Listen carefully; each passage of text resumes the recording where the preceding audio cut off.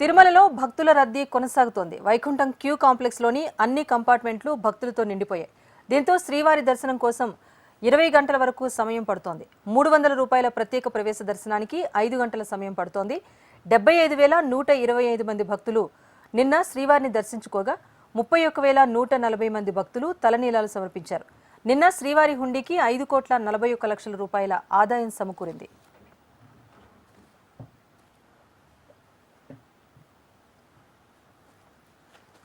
మరోవైపు తిరుమలలోని నడక మార్గంలో టోకెన్ల స్కానింగ్ను టీటీడీ పునః ప్రారంభించింది. 1200 మెట్టు దగ్గర టోకెన్లను స్కాన్ చేసిన తర్వాతనే శ్రీవారి దర్శనానికి భక్తులను అనుమతించనుంది.